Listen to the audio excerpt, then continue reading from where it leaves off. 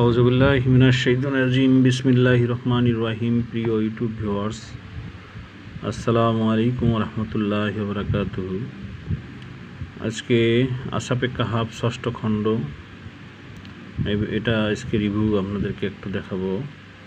জিন জাদু তন্ত্রমন্ত্র বিশেষ আমল, অর্থাৎ জিন জাদু তন্ত্রমন্ত্র অর্থাৎ জিন জাদু সমাধানের তন্ত্রমন্ত্র বিশেষ আমল নিয়ে এই খণ্ডগুলো, এই কিতাবগুলো লেখা হয়েছে।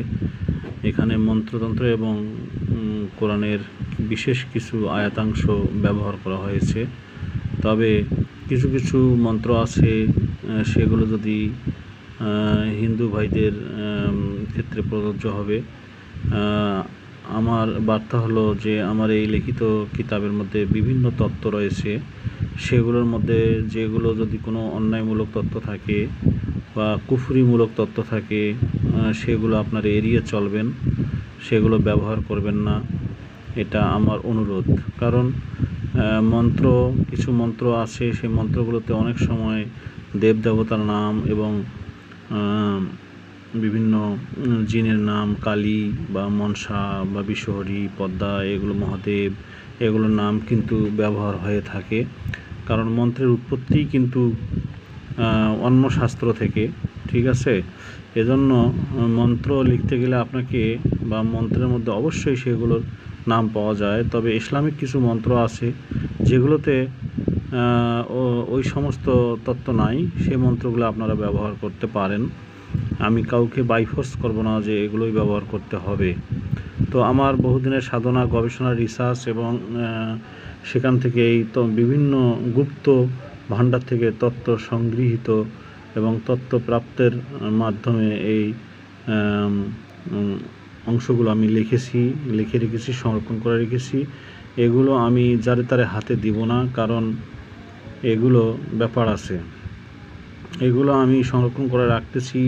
আমার যারা পরবর্তীতে আসবে, আমার পরিবর্তে যে কাজ করবে, আমি তার জন্য এগুলো সংরক্ষণ করে রাখতেছি। যদি কেউ আমার পরিবর্তে এসে সহিভাবে কাজ করতে চায় এবং আমার প্রিয় শিষ্য যে হবে, তাকেই আমি তার হাতেই এগুলো আমার অবর্তমানে তুলে দিব।